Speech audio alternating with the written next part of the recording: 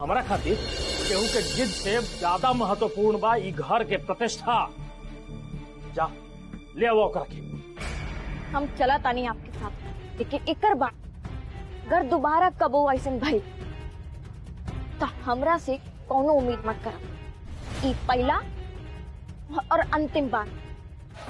तो हमरा बुझा देगा क्यों लड़की अपन भाग्य लिखा के आयल बिया, लेकिन हमार नाम भी ममता जब काट के निकाल देबू रेखा के ओकर हाथ से, जे ओकरा ई घर के रास्ता बता।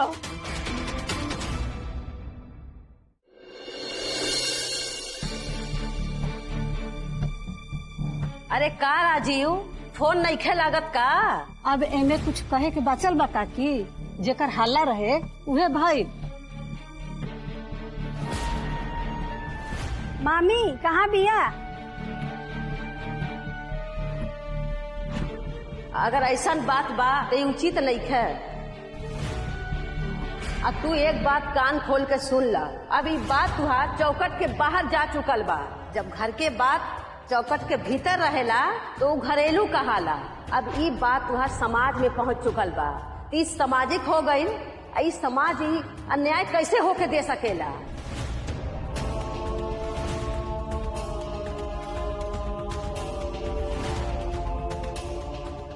अरे वो असल में निखिल जौन बानू गाड़ी चलावत है, यही से फोन नहीं उठावत। ऐसने होकी तो शुभ समझिया। अगर ऊंच नीच भइल तो समझ लिया।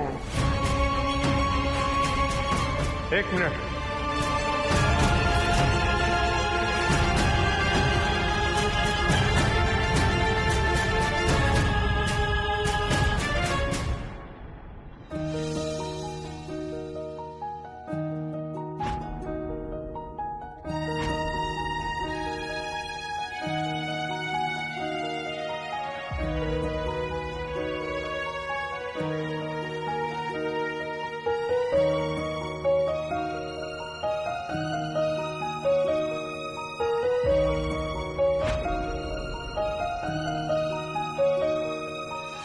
ई रहल आपके बहू।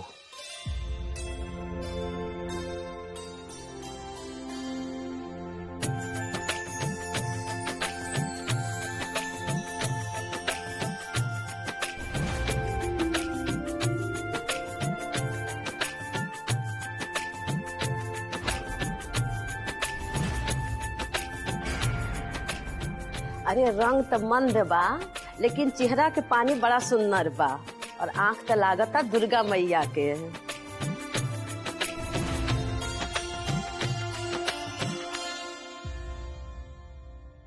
दूधो नहा पुत फला।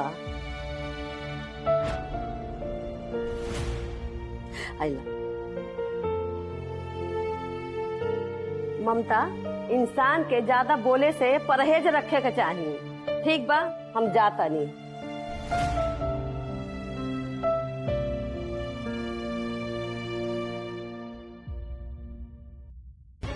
राजीव हो गई मुंह दिखाई। अब ई लड़की के ई घर से बाहर निकाला।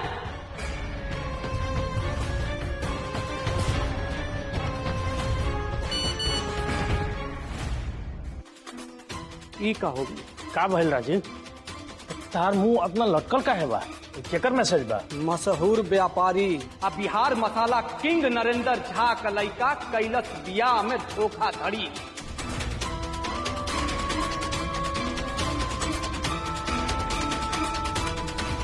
आगे का लिखल बा? का आगे पढ़ी बाबू? का पढ़ी आगे? पूरा मसाला लगा के हमन की अगेंस्ट में स्टोरी छाप दिले बाना सा। आ काहे ना छपिया सा? जब गॉसिप पैसा ना तो स्टोरी बनबे करी बाबूजी। अब हमन की पूरा परिवार का मान सम्मान बेच के ये पूरा मीडिया वाला 2-3 दिन सुर्खी बटोरी है और हमन की पूरा परिवार का मान सम्मान अब बेचा गल बाबूजी, समझ ला। अब शेयर होल्डर के जो जवाब देवे के पड़ी ना, अब दा माई। अभी बात निखिल के जिंदगी के झा परिवार की प्रतिष्ठा तक सीमित नहीं के, ये पूरा सोशल मीडिया पर टॉप का न्यूज भइल बा। यही से कहत है माई कि श्यामा के अभी घर में रुके के पड़ी और कोनो दूसरा रास्ता ना हमारी।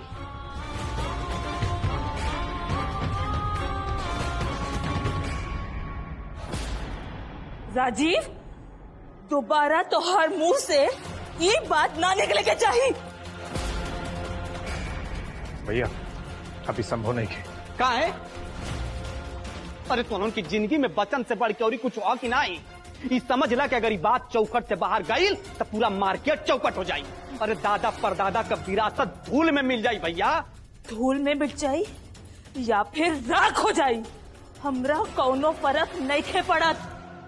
ये लड़की हमरा ई घर में ना चाहिए। तू निकल निकल यहाँ से। भाई श्यामा के हाथ छोड़, वो एजा से अपने आप चल जाई। अमाई हमरो को बात सुन ले, हम हुए परिवार का बड़ियार लड़का है, हमारो फैसला लेने का अधिकार है। अधिकार? और ई लड़की खातिर कब्बो ना। चला माई हमारी बात सुन।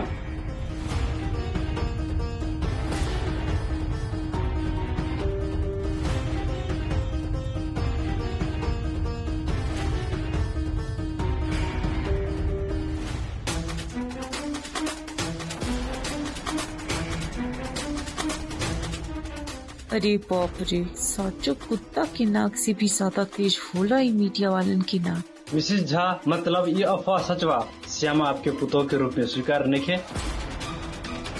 मिसेज झा का रंग रूप से एक इंसान के व्यक्तित्व होला और कहाँ लेके जात रही एक असहाय लड़की के। मिसेस झा, यदि आपकी अपन बेटी रहत तो ऐसा बर्ताव करती? मिसेस झा जवाब दी, का दोस्त बा ई लड़की के? पूछा था यूपी बिहार। मिसेज झा, आपके कुल खानदान में केहू सावर नहीं खे, सबके रंग गोर बा। गरीब के लड़की स्वीकार नहीं किया आपके तो बिया काहे भइल? जवाब देवे पड़ी। जवाब दो मिसेज झा। जवाब दे बड़ी। जवाब देवे पड़ी। धैर्य रखी, शांत रखिए आप सब लोग भाई, शांत रखिए, आपके हर सवाल के जवाब मिली।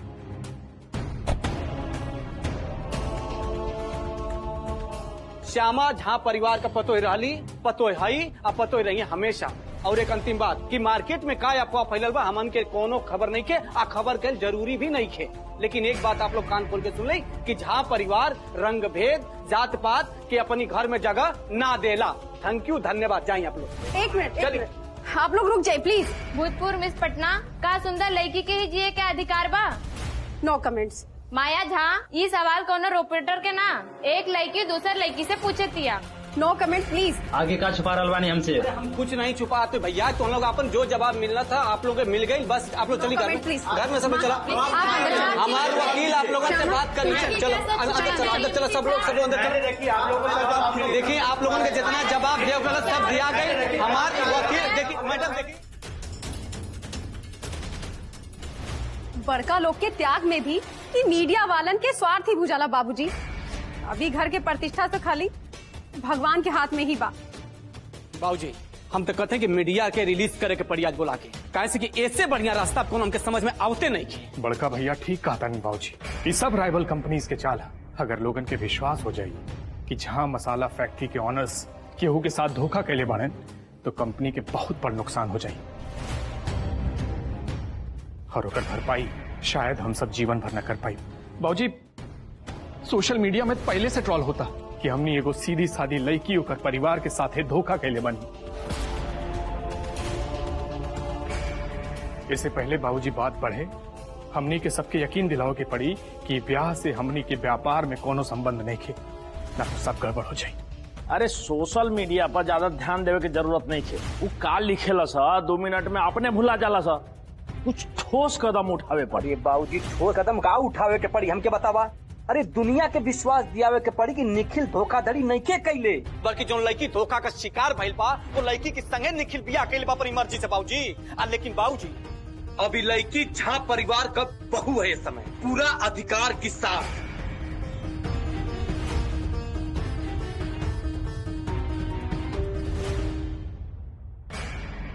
ये घर के झा खानदान के इज्जत ही सर्वोपरि रहे के चाहिए। इज्जत? अब कौन इज्जत बचल बा जिस सर्वोपरि रही? अरे आप सब लोग मिलके ई घर के इज्जत के पहले ही माटी में मिला चुकल बानी। हम पहले ही कहले रहनी कि ई लड़की हमने के घर के मान सम्मान इज्जत सबके खाक में मिला के रख दी। शुरू हो गई बा शुरू विनाश काल।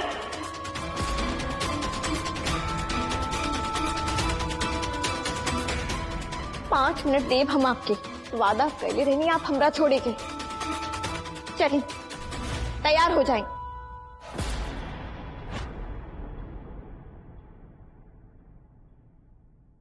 निखिल, अगर ई घर की इज्जत बचावे के बा तो कुछ भी कह के 2-4 दिन खातिर श्यामा के इज्जत रोके के पड़ी ना। तो बहुत बढ़िया, 2-4 दिन खातिर रोके के पड़ी। 2-4 दिन बाद जैसे ही अपन जरूरत खत्म हो जाए ओकर चोटिया पकड़ के घर के बाहर। कहाँ जाता ही घर? का हो गई बा रउआ लोगन के? अरे रउआ लोग काहे ना समझाता नहीं कि वो एक इंसान ही है, कोनो जानवर ना।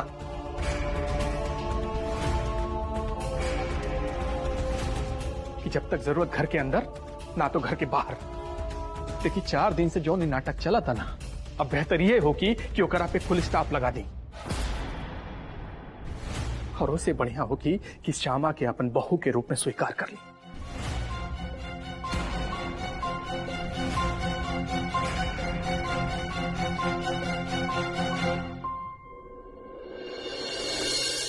अरे दुल्हन एक मिनट हमारा साथे तो श्यामा ससुराल जेबू, ये इच्छा बानू तहार।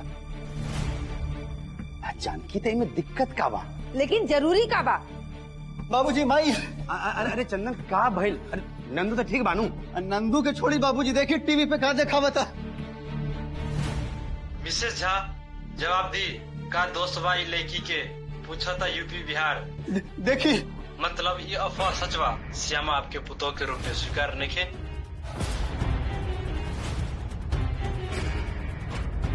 मिसेज झा का रंग रूप से एक इंसान के व्यक्तित्व होला और कहाँ लेके जात रही एक असहाय लड़की के।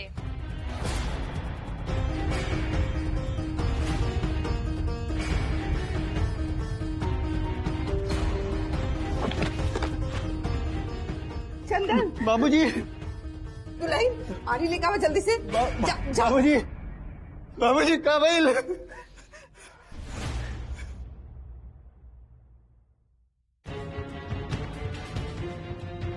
पता ना हमार कौन जन्म के पाप भी आई लड़की। सन बुझा तो ई जन्म में ई लड़की से हमार पीछा ना छूटी। पीछा छूटी माँ, जरूर छूटी और छुड़ावे के पड़ी। बस कुछ दिन धैर्य रखी, लेकिन उससे पहले अब खाली वचन और क्रिया से काम ना चली। ओकरा के बात पर नीचा दिखावे के पड़ी। ओकरा की एहसास दिलावे के पड़ी कि वो अधिकार से ना समाज के प्रेशर से ही जब बिया। अब तो लगता हाथ गोड़ जोड़ के ओकरा के हिजा रोके के पड़ी। अब ही ले तो खाली जीजा जी ओकरे सपोर्ट में रहले, लेकिन अब तो निखिल भी ओकर सपोर्ट में बा। यह तो निम्मन बात भइल बा मौसी। निखिल वो अनपढ़ गवार लड़की के एहिजा रखी और हमनी के ताना दे दे के ओकरा की घर से निकले पे मजबूर कर दे। और जरूरी पड़ी तो वचन के भी सहारा ले ले माँ, लेकिन ओ से पहले ओकरा के 2 बात समझावल बहुत जरूरी बा। पहला तो ई कि उ साजिश करके ई बिया कैले बिया, और दूसरा कि अपन अवकाश से बढ़कर साजिश कर ले बिया। बहुत आत्मसम्मान बाना उ लड़की में, बस वही पर चोट करे के बा, दिल मिला के छोड़ देवे के बा उ लड़की के। दीदी हमरा के एक दिन खातिर बाहर जाए की पड़ी। लेकिन काहे मौसी, अचानक से का हो गई? कौनो शो बा का? हाँ, दरभंगा जाए के है शोभा। रात ले चलाई।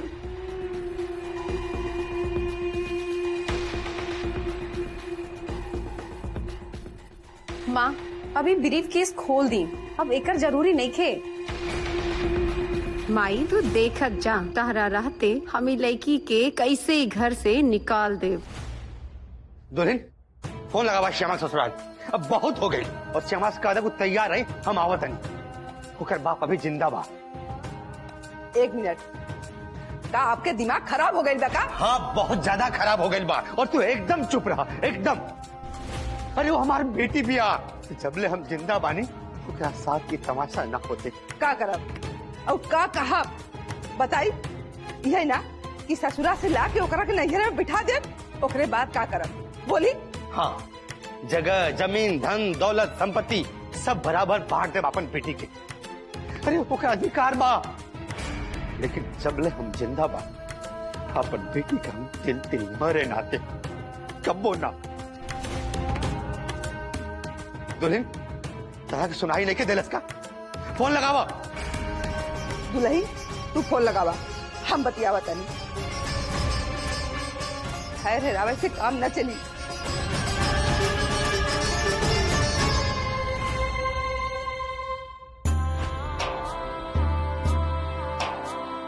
श्यामा तो हर माँ के फोन बा, तू बतियावा, हम साड़ी बदल के आवतानी, ठीक बा? श्यामा घर इतना आसानी से ना बसेला बबनी। घर बसावे में अगर मर्द के खून पसीना लागल रहला तो उसके साथ औरत के भी खून पसीना दुख संघर्ष त्याग ओकरे साथ में लागल रहला।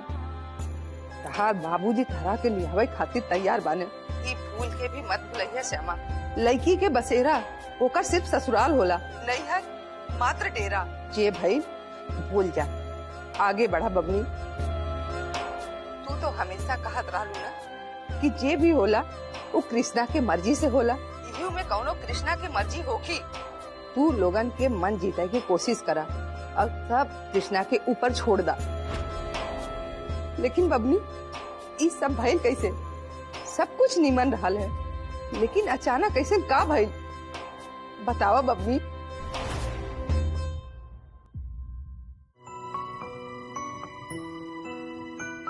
तारा ऊपर हमरा के विश्वास नहीं खे होत। अब हमरा के बुझाता कि जौन मुलाकात बार बार होत रहे ना तो संजोग ना बल्कि साजिश रही। अब हमार विश्वास भी विश्वास के ऊपर से उठ गए। हमरा के विश्वास नहीं के हो कितना बड़ षड्यंत्र के बारे में तारे के पता ना है। हमरा नहीं के मालूम कि काहे आपके बेटा ही 2-4 दिन के समय ले लिया, उकरा बाद उनके निर्णय का होगी हमरा नहीं के पता। लेकिन हम आपके वचन देतानी भूल के अरग के घाट से ही हम आपन नैहर चल जाए।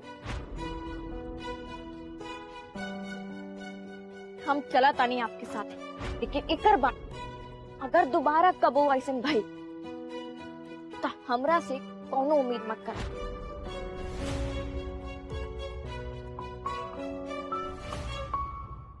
डेरा बसेरा हमरा नहीं खे पता माई, लेकिन आपन इज्जत और आत्म सम्मान के बदले हमरा स्वर्ग भी मंजूर नहीं खे।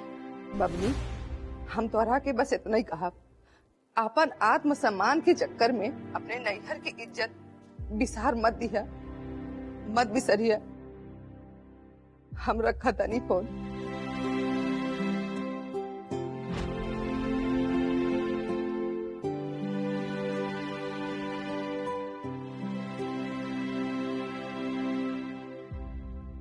क्षमा, कुछ देर पहले घाट पे रउआ हमरा से दूगो सवाल पूछले रानी कि राउर उपनाम का बा, राउर पता का बा। तो राउर उपनाम बा झा, श्यामा निखिल झा।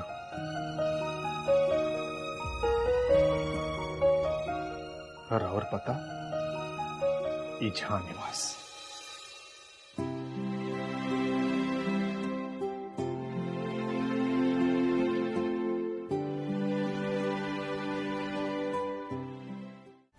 और ये उपकार के कारण? ये उपकार ना, ये राउर अधिकार है। रहो के पता बा कि दुनिया की सबसे घातक बीमारी के नाम का शक, संदेह। और कुछ देर पहले तक हम यह बीमारी से जूझत रहनी है, लेकिन अब हमरा के यकीन हो गई बा कि ब्याह के षड्यंत्र में राहुल जरा भी हाथ नहीं की। हिजा रुपा अपन अधिकार समझ के रही, अपन घर समझ के। हमरा के मालूम बा कि हमार माई तनी नाराज भी है, लेकिन मान जाए काहे खातिर वो मार माई हम माफी लायक कर्म तो नहीं के कैली, लेकिन हम रउआ से हाथ जोड़ के माफी मांगता।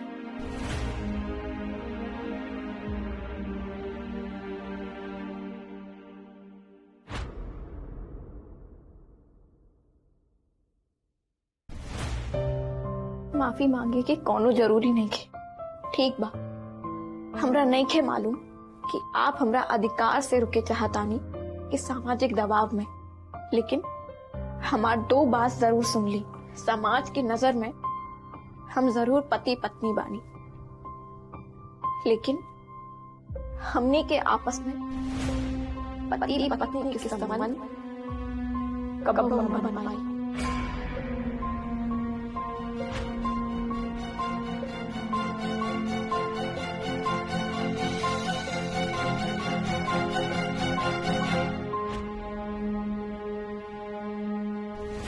ठीक बा। और दोसर हमार कृष्णा के दादी का हम कोनो मुश्किल काम कह देली बानी? मुश्किल ना मुमकिन बा श्यामा।